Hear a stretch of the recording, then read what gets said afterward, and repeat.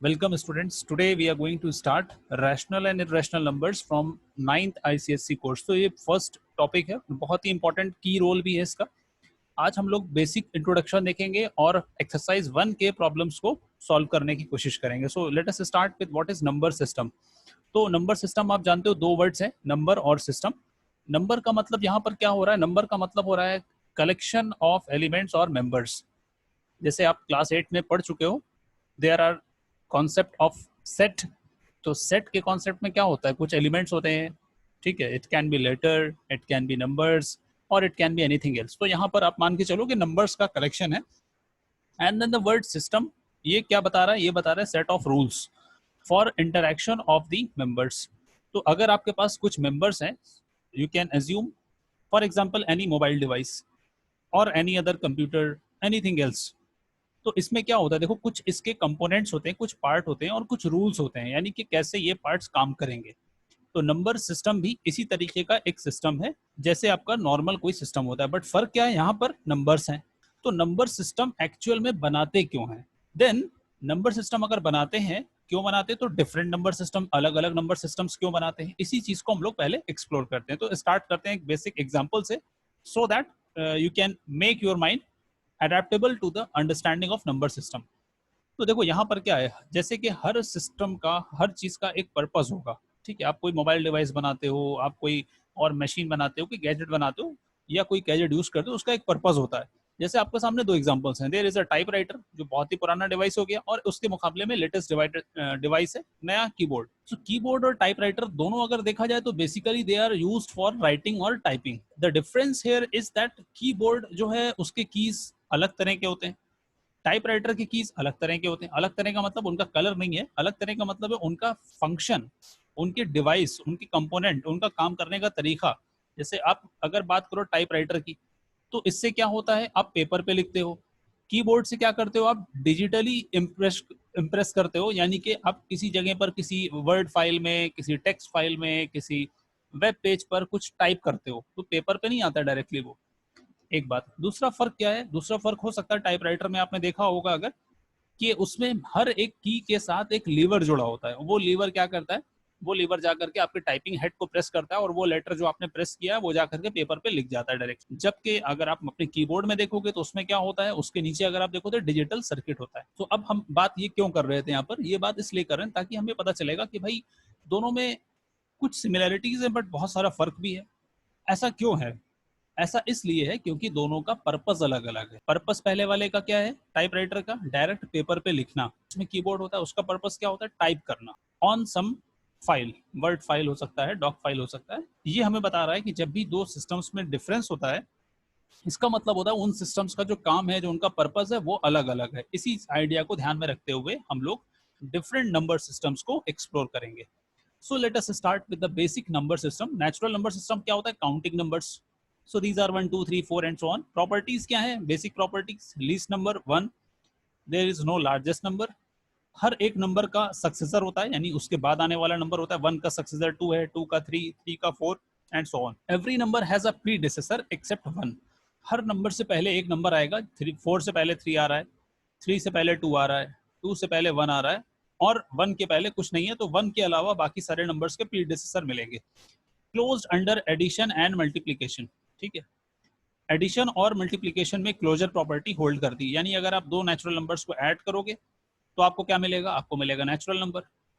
अगर आप दो नेचुरल नंबर्स को मल्टीप्लाई करोगे तो आपको मिलेगा नेचुरल नंबर। तो क्लोजर प्रॉपर्टी एडिशन और मल्टीप्लीकेशन में होल्ड करती है, and it has multiplicative identity. ये सारी बातें बच्चों आपने क्लास 8 में, क्लास 7 में पढ़ा हुआ है। So this is nothing new, सिर्फ हम इसको पर्सपेक्टिव में लाने के लिए डिस्कस कर रहे हैं यहाँ पर। अब हम आगे बढ़ते हैं तो हमारे पास आ जाता है होल नंबर्स। होल नंबर्स और नेचुरल नंबर्स में सिर्फ जीरो का फर्क है। आपने जीरो मिला लिया इसमें तो आपके पास आ गया होल नंबर सिस्टम।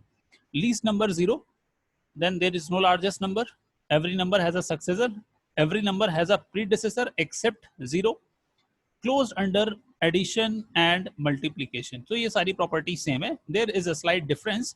अब हमारे पास आ जाएगा additive identity.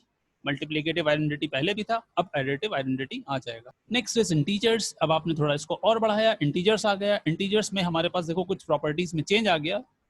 There is no largest and no smallest number. Every number has a successor and predecessor. Now the closure property holds under addition, multiplication and subtraction. ये important change आ गया. अब हम subtraction भी करेंगे दो numbers का तो वो integer में ही रहेगा.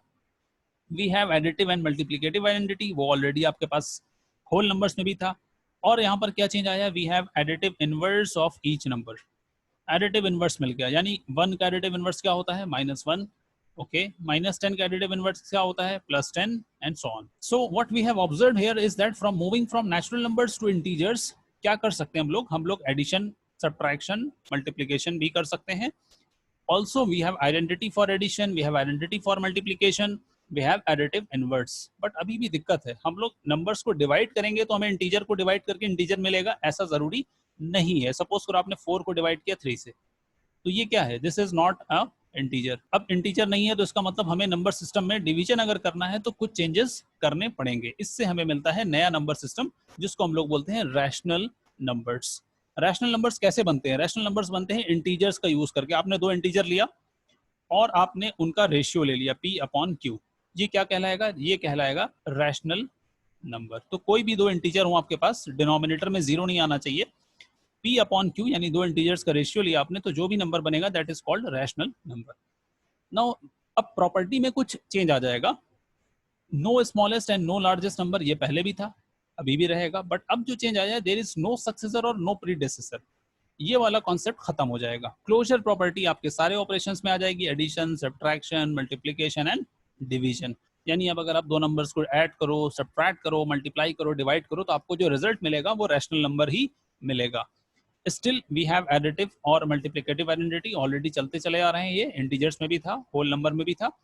एडिटिव और मल्टीप्लिकेटिव इनवर्स भी मिल गया. तो ये जो मल्टीप्लिकेटिव इनवर्स है ये नई चीज है, ये आपको इंटीजर्स में नहीं मिलता था. मल्टीप्लिकेटिव इनवर्स क्या होता है, थोड़ा सा याद दिलाने के लिए आपको. 1/2 का मल्टीप्लिकेटिव इनवर्स क्या होता है? 2. 1/3 का मल्टीप्लिकेटिव इनवर्स क्या होता है? 3. इसी तरह से 5 का मल्टीप्लिकेटिव इनवर्स क्या होता है? 1/5 एंड सो ऑन. तो हमने देखा रैशनल नंबर्स में बहुत सारी प्रॉपर्टी सेटिस्फाई हो रही है, कुछ नए इंपॉर्टेंट प्रॉपर्टीज भी मिल रही है और काफी सुटेबल नंबर सिस्टम है. एक और इंपॉर्टेंट बात स्टूडेंट्स क्या है, देखो इंटीजर्स में नेचुरल नंबर्स, रैशनल नंबर्स में एक फर्क है. इंटीजर्स के बीच में हमेशा गिनती के इंटीजर्स होते हैं. जैसे आपसे पूछा जाए 10 और 20 के बीच में कितने नंबर्स हैं, तो आप बता दोगे 9. बट अगर आपको रैशनल नंबर्स पूछे जाए तो आप नहीं बता सकते हो, because there are infinitely many rational numbers between any two rational number. अब हम लोग इसी कॉन्सेप्ट का यूज करते हैं और एक्सरसाइज 13.1 के प्रॉब्लम्स को सॉल्व करते हैं. The first problem is written here. Insert one rational number between 5/7 and 4/9. इसके बीच में एक रैशनल नंबर हमें लिखना है. देखो क्या कर सकते हैं स्टूडेंट्स, दो मेथड है. पहले हम डिस्कस करते हैं the first method. First method के हिसाब से क्या करना है आपको, दोनों नंबर्स को आप ऐड करो. 5/7 प्लस 4/9 डिवाइडेड बाई 2. क्या हो जाएगा ये? ऐड किया आपने तो आपको मिलेगा this is 63. Then the numerator is 45 plus 28 whole upon 2. Simplify करोगे तो आपको क्या मिलेगा? 126. This is 3 and this is 7. So 73/126. Now the second method is on changing the fractions. ये आपने 5/7 को चेंज किया. कैसे चेंज करना है वो डिस्कस करेंगे. ऑलरेडी आप जानते हो पिछले क्लासों में इक्विवेलेंट फ्रैक्शन का कॉन्सेप्ट क्या होता है. तो आप देख रहे हो कि हमने न्यूमरेटर डिनोमिनेटर को 7 से मल्टीप्लाई किया, यहाँ पर हमने न्यूमरेटर डिनोमिनेटर को 9 से मल्टीप्लाई किया. तो आपको क्या मिल जाएगा? आपको मिल जाएगा 45/63. ठीक है, ये आपको क्या मिल जाएगा? ये मिल जाएगा आपको 28/63. ठीक है. Now you can very easily pick a number. 45 और 28 के बीच में आप जानते हो नंबर्स हम पिक कर सकते हैं. सो 28/63 से बड़ा नंबर ले लो और 45/63 से छोटा होना चाहिए. तो ये नंबर आप ले सकते हो. लेट अस टेक 30/63 और you can take any other number. तो यहाँ पर हम क्या करते हैं, यहाँ पर हम दोनों फ्रैक्शंस के डिनोमिनेटर को सेम बना लेते हैं. ठीक है, स्टार्टिंग हमारा फ्रैक्शन था 5/7, उसको हमने लिखा 45/63. This is called equivalent fraction. उसी तरह से आपके पास यहाँ पर था 4/9, उसको आपने लिखा 28/60. So the required number is 30/63. Similarly, you can write 29/63, you can write 31/63 and so on. अब बच्चों प्रॉब्लम को थोड़ा सा चेंज किया गया है. 1/3 and 4/5 और इसके बीच में हमें लिखना है 3 रैशनल नंबर्स. तो सबसे पहले क्या करो, 1/3 को मल्टीप्लाई करो. किससे मल्टीप्लाई करोगे ये आपको देखना है. 5 से न्यूमरेटर और डिनोमिनेटर को मल्टीप्लाई किया आपने, आपको मिल गया 5/15. नाउ 4 को आपने मल्टीप्लाई किया, 4/5 को न्यूमरेटर डिनोमिनेटर को आपने 5 से मल्टीप्लाई किया तो आपको मिला 3 से मल्टीप्लाई किया आपने, this is multiplied by 3, so we have 12/15। ठीक है, तो डिनोमिनेटर्स दोनों के सेम कर लिए हमने, 15 और 15। अब 5/15 और 12/15 के बीच में आपको 3 नंबर्स चाहिए, so you can write the numbers as such, this is 7/12, then this is 8/12, and then we can write 9/12. So these are the three numbers between 1/3 and 4/5. चाहो तो नंबर्स को आप सिंपल फॉर्म में भी लिख सकते हो, 7/12, comma this is 2/3 and this is 3/4. Next students हमारे पास क्वेश्चन है, ऑलमोस्ट सिमिलर है, थोड़ा सा यहाँ पर डिफरेंस आपको ये समझना है कि पहले बड़ा नंबर कौन सा है, तो -1/3 और -1/2। तो इसमें -1/2 छोटा नंबर है और -1/3 बड़ा नंबर है। क्यों ऐसा है? बिकॉज आपको पता है जब नेगेटिव नंबर्स होते हैं तो जिस नंबर का मैग्नीट्यूड बड़ा होता है वो माइनस साइन लगने पर छोटा हो जाता है। तो 1/2 और 1/3 में 1/2 बड़ा है, बट जब माइनस लगा देंगे दोनों में तो -1/2 छोटा हो जाएगा। ठीक है, so now we have to write, we have to find 2 numbers. तो 2 तरीके हैं। पहला तरीका आप जानते हो, ऐड करके हम डिवाइड कर सकते हैं 2 से, बट उसमें यहाँ पर 2-3 स्टेप्स लगेंगे क्योंकि हमें एक से ज्यादा नंबर निकालना है, 2 नंबर्स निकालने हैं हमें। तो हम उसी तरीके को यूज करते हैं। मल्टीप्लाई किया हमने इसको न्यूमरेटर डिनोमिनेटर को 3 से, और यहाँ पर न्यूमरेटर डिनोमिनेटर को हमने मल्टीप्लाई किया 2 से। तो देखते हैं क्या फ्रैक्शन बनेगा। हमारे पास फ्रैक्शन आ गया -2/6, और यहाँ पर हमारे पास फ्रैक्शन आ गया -3/6। आप जानते हो कि इसके बीच में हमें कोई नंबर नहीं मिलेगा अगर हम सिर्फ न्यूमरेटर को इंक्रीज करेंगे। तो अभी हम क्या करते हैं, हम डिनोमिनेटर को किसी और नंबर से मल्टीप्लाई करते हैं ताकि ये नंबर और बड़ा हो जाए।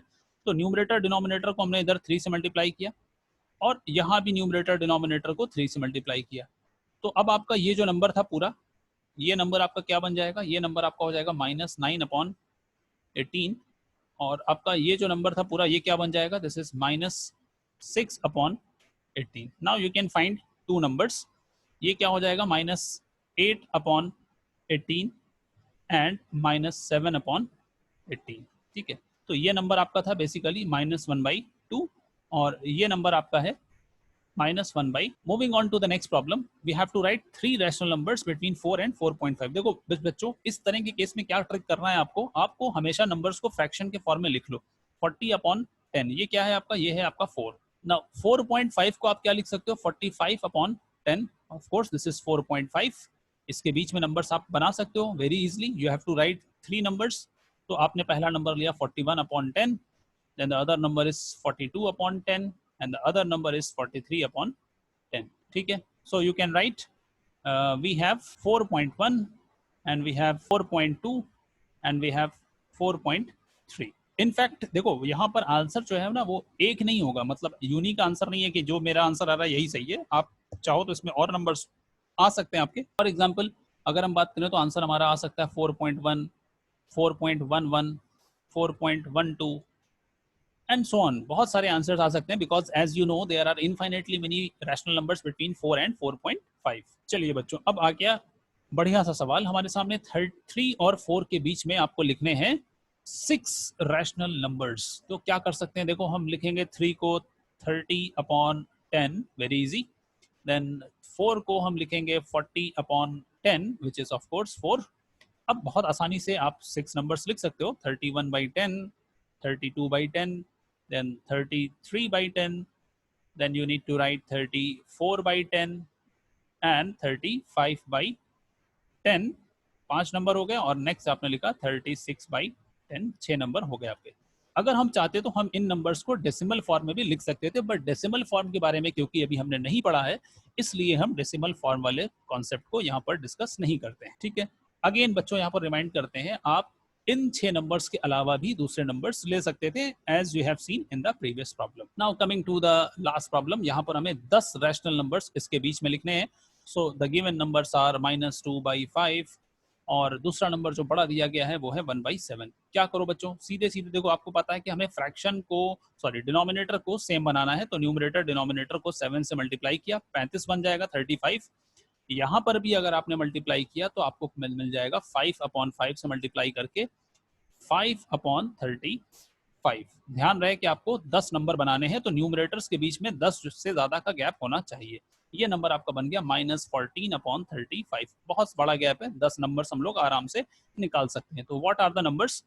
सो द नंबर्स आर, -14 के आगे स्टार्ट करो, -13/35, देन -12/35, -11/35। देखो जब जब नंबर ज्यादा होते हैं तो सारे नंबर्स लिखने की जरूरत नहीं है, आप डॉट डॉट लगा करके लास्ट नंबर पर पहुंच सकते हो। तो आपका -13, -12, -11, -10 ऐसे करते करते आपका जो 10वां नंबर आ जाएगा, या -4/35, क्योंकि -13 से हमने स्टार्ट किया है, तो हमारे पास जो लास्ट नंबर आ जाएगा 10वां नंबर, वो -4/35। और ये नंबर छोटा किससे होगा? ये छोटा हो जाएगा 1/7 से, और ये नंबर आपका बड़ा हो जाएगा -2/5 से। तो बेसिकली क्या करना होता है, हमें ऐसे नंबर्स बनाने होते हैं, यानी जो गिवन फ्रैक्शन है जो आपको दिया गया था, उसको आपको ऐसे बनाना है कि दोनों का डिनोमिनेटर सेम हो जाए।